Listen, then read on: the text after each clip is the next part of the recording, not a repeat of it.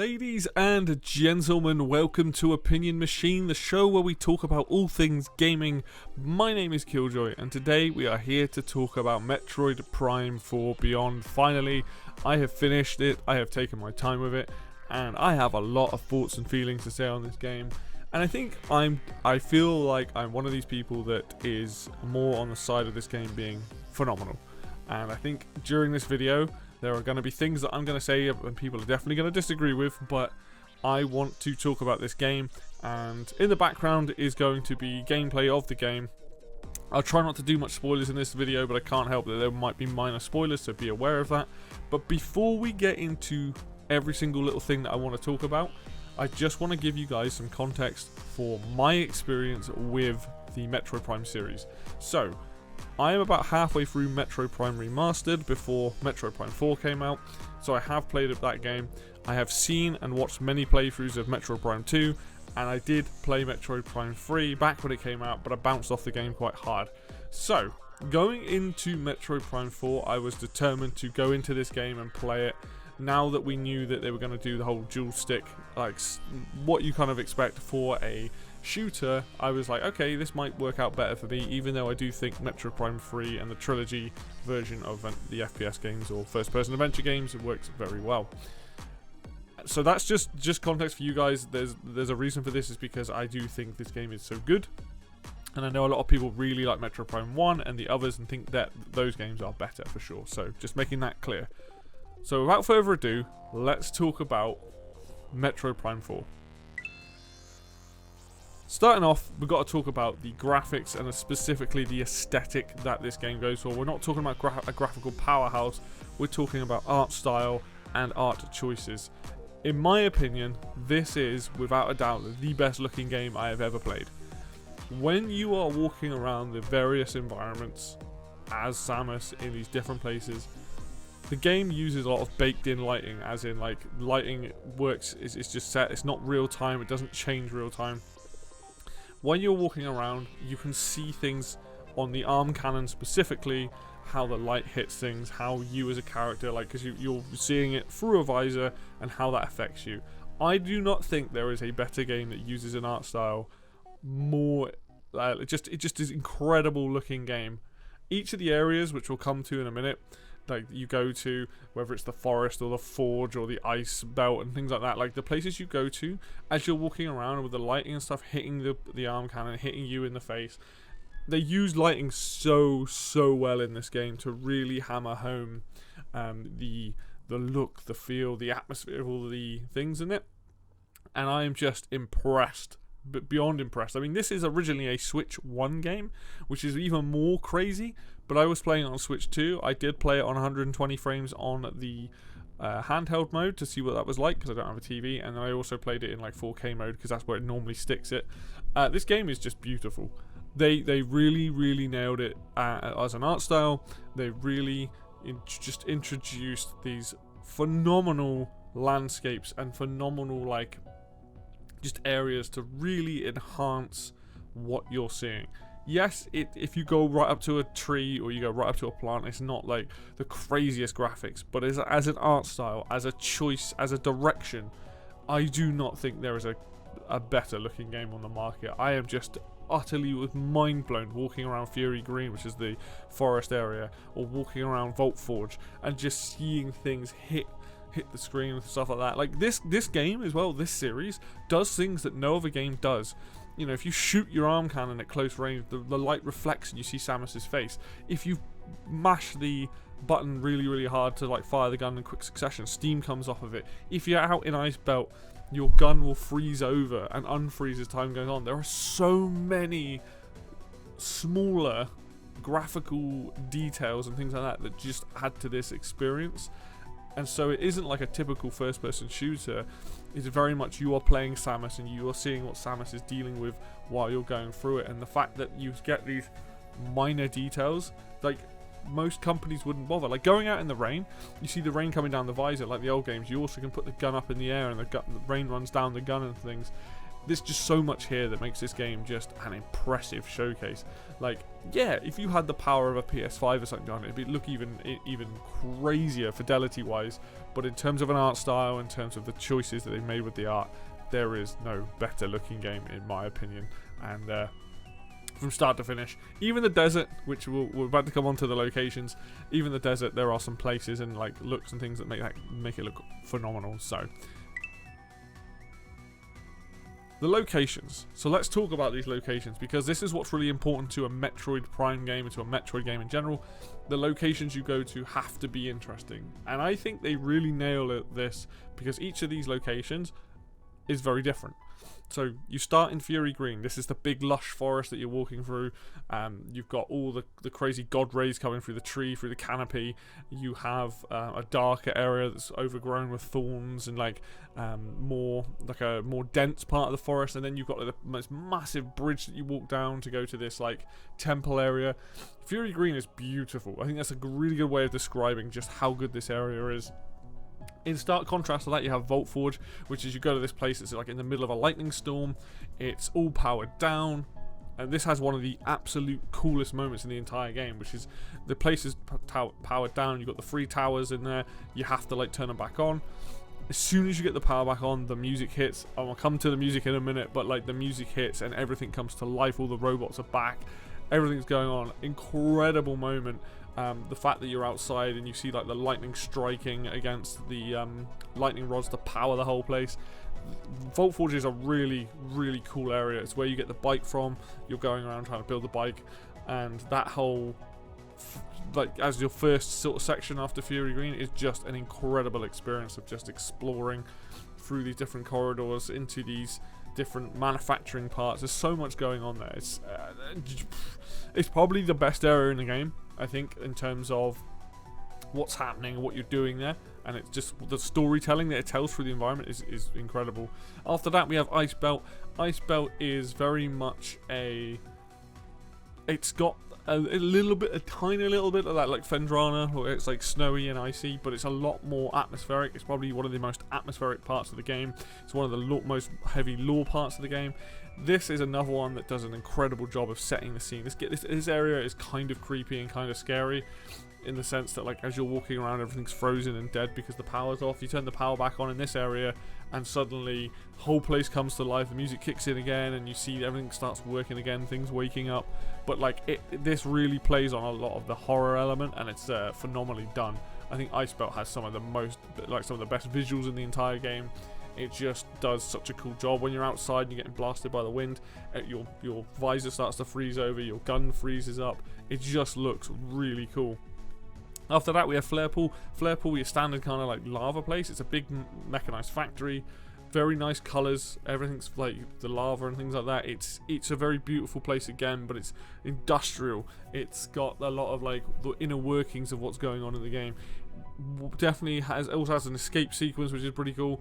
It's a really interesting thing because they're going with that classic, ice fire sort of stuff with that you get with Metroid. But I like it because there's a very dark feeling about it. There's a very like mechanical feeling about that place, and the boss in that area specifically is a wonderful, wonderful mix-up of how the rest of the bosses go in the games. But we'll come to them also after we've talked about this. Great Mines.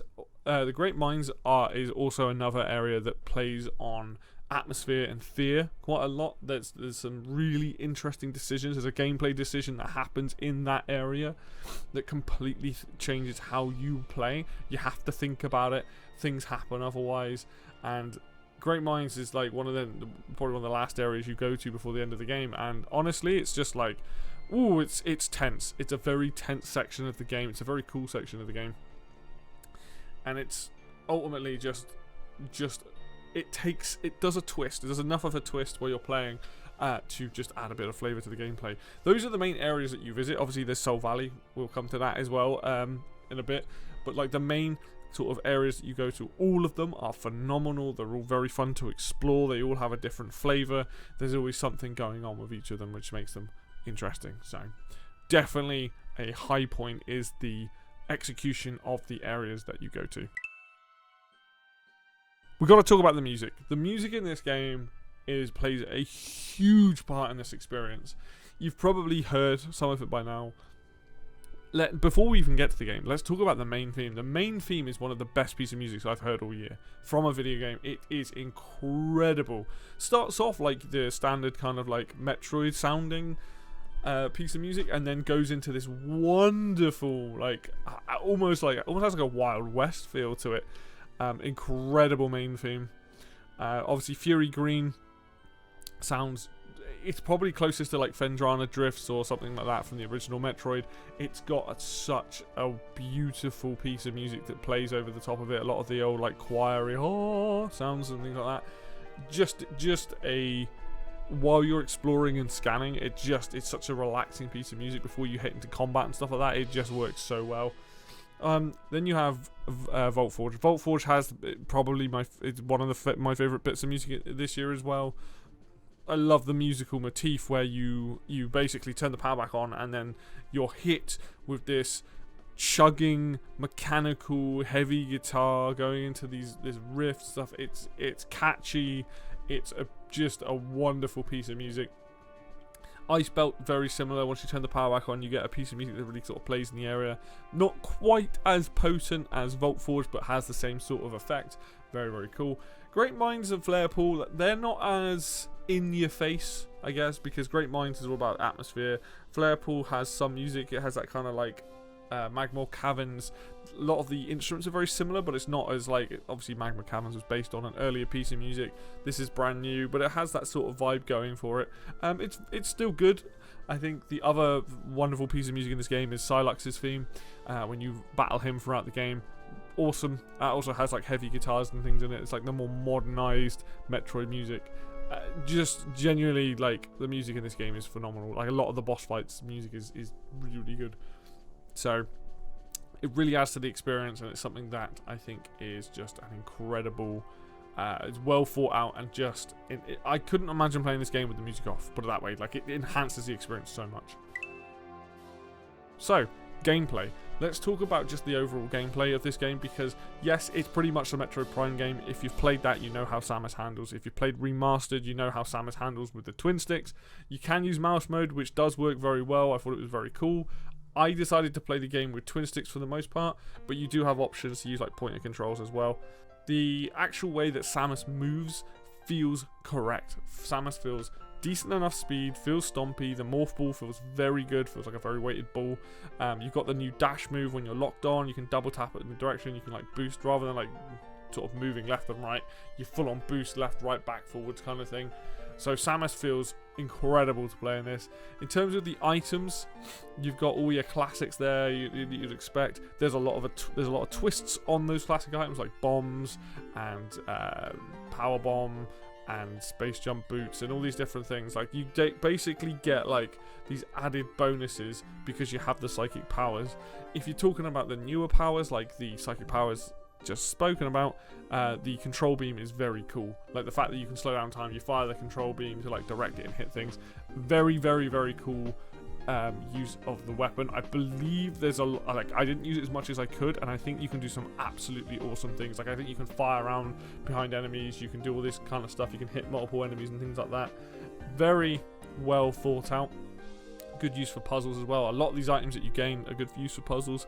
The expansion of your arm cannon with the newer shots, having fire, ice and lightning, very awesome as well. You can use those as you see fit, basically. So if you want to set things on fire, if you want to freeze them, if you want to electrocute them, the upgrades that they get as well, awesome. Like, they did a really good job with the arsenal of Samus in this game. You have a lot of options for combat, you have a lot of options eventually for movement and things like that by the end of the game. So in terms of the item side of it and collecting things, Samus feels very well kitted out.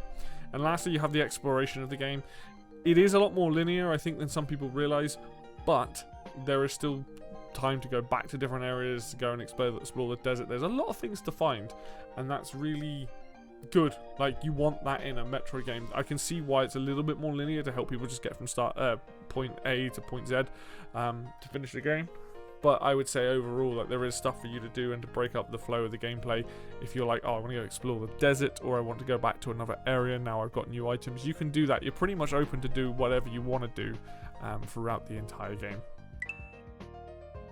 let's talk about Soul Valley. Now, I have seen complaints about Soul Valley, and I think that there is some valid points there. However, I do not believe or do not agree with those points. I think Soul Valley was a nice way of breaking up the individual areas and traveling from one to the other. I do understand that not having fast travel, and I get why the developers did it. I can see that fast travel would have made this stop people from going through the desert, but the desert has a mechanic that you kind of need to interact with to actually, finish the game. So the desert itself, there's a lot more in the desert than you first think. I thought I had gotten most of the green crystals, which is a collectible and MacGuffin that you need by the end of the game, until I realized there was a lot more, because the way they're hidden behind the dunes, the way that you travel through it, you use Viola the bike, and the bike feels and controls incredibly well, and it feels like a dune buggy bouncing over all the desert's dunes. Amazing, to be honest. I actually had zero issues with the desert. I used a lot of the time between areas to go out, find green crystals, find shrines, find other things to interact with in the desert before going to the next area. And so every time I came back to the desert, I would do a bit more, and then I'd go to the next area. So when you get to the end of the game and it's like, hey, you need to finish collecting these green crystals, wasn't an issue for me. I understand some people did it all at the end because that's just how they decided to play. That's not necessarily the best way to do it. It's probably better to go in and out, and there is reasons to go back and hand in those green crystals. I think at 25, 75, 50% and 100% you gain bonus items, so it is worth doing throughout the game, especially the first one. I think the first upgrade you get off the memory fruit, green energy, is really good. But it's something that I can see. I understand the complaints. I'm not going to sit here and say that the people are wrong about the fact that it kind of removes fast travel. It kind of, you have to drive through it multiple times. But I genuinely enjoyed it. Now, I will say the caveat to that is that I had the Amiibo. I was able to unlock the radio, so I was just listening to music while I was driving around, which I had a brilliant time doing. I could understand it being with that atmospheric, quietness. Maybe that adds to the gameplay for some people. For me, I was like, it could get old very fast. I can understand that. But I had no issues with the desert. I really liked what they go for. It was exactly the right size it needed to be. Any bigger and it would have been too much. Anytime I started to feel a little bit like, oh, I'm ready to move on, I just went back and moved on to the next area. So I think it was really well done. I think I would maybe shrink it a little bit. I would bring everything in a little bit. But it doesn't take that long to cross, 5 minutes at most, if that. But most of the time you can boost and speed up that process. So yeah, I see you people out there that didn't like the desert, but I don't think it is as bad as some of the people have made it out to be. Second point of contention, the Federation troopers. Now, I'm going to say this, and I do apologize if anyone gets offended. Everyone that complained about Miles is just overreacting to something that really wasn't a problem. The only thing you can say about Miles that might have been an issue is he's too quick to tell you where to go next, right? And I think you can turn hints off. I could be incorrect there. It might not stop him from talking. But Miles as a character and the rest of the Federation troopers, if that's your biggest problem with the game, then don't play any games with voice acting and talking in, because honestly, he's not annoying at all. You spend 15 minutes with him specifically, and then as you're going on your adventure, he'll give you hints, and other than that, he's not really an issue. He's kind of adorable in a very dorky way, and that's kind of the point. Each of these characters is very different. I think everyone complaining about the Federation troopers is absolutely overblowing it by much. If you're taking a point away from the game because of the Federation troopers, I don't know if I can trust your opinion, because quite frankly, if that's the worst writing or things like that, I get it as a Metroid Prime fan that you probably enjoy the loneliness and isolation that Samus has. Samus had talking characters in Metroid Prime 3. Samus technically talks in Metroid Dread. There's talking characters in there, even if they are in a different language, or you're speaking to Fake Adam. The point is that these characters are not. This is not the worst writing. I'm not saying it's the best writing. There are some cool moments. There is definitely some of the writing's very interesting. The sniper guy that you meet, really cool, his whole story, but honestly, the fact that they all have different personalities and you see that throughout the game, it works really well in my opinion. Yeah, alright, Miles is a little bit quippy, no one else is, No one else really says anything like that. But I've seen YouTubers that I like complaining about him and making all these comments, and I'm just like, this is the most overblown stuff I've ever seen. I just think that the game is so good that really and truthfully, even if you're not interested in those characters, you can just mash through the dialogue anyway. But I think that the Federation troopers actually add a bit of world building, add a bit of lore. It's interesting seeing Samus having to like meet and find these characters and also kind of protect them as the game goes on. I don't see them as like an issue at all, and I quite liked seeing their discussions and dialogues between each other, and I think that's really cool. I think that's an interesting choice, and I think that in the next Prime game, the likelihood is that we might not see Samus with people. So this is more of a like, hey, this particular experience is her dealing with, you know, actual Federation troopers that do live in and exist in this world, which is great. Boss fights. Boss fights in this game are very well done. I would say that one thing that I really enjoy about them is that they don't feel bullet spongy at all. I played the game on normal all the way from start to finish. I think the boss fights, bar maybe like one that's just a little bit fiddly, for the most part, like the boss fights use the mechanic of locking on and then you're having to slightly aim with the gun. So using mouse mode would actually make your shots incredibly accurate. I was using the twin stick. You can use motion aim to fire. You can also use the right stick. They use this really well throughout every single boss. Like, you'll have the center of the boss and it'll be like, you need to target certain areas or whatever. There's one boss that's like a hexagonal sort of thing that you blow off parts of it and then you can shoot the core. That one's a lot of fun. You've got the giant boss that you find in Flare Pool that you're riding on the bike and things like that. That's really awesome. Sylux himself that you fight multiple times through the game is really cool because he's like another hunter. He's like you. So you're fighting somebody who has similar skills. Does some interesting and very different attacks. He has his final fight, which I don't really want to spoil that part. His final fight is actually really fun and really interesting, and there's a lot to like going on with that fight, and that's super cool. There's only really one boss fight that wasn't as hype on, and it's something you do while the final collecting throughout the game, but it's only because it's just a little bit hard to hit the flashing point that you need to hit.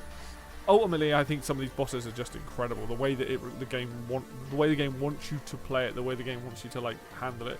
Something I'm also incredibly grateful for is that checkpointing before the bosses. If you do die on the bosses, you can spawn straight back there, and you don't have to go back to a save point or anything like that, which is great. Very, very nice quality of life.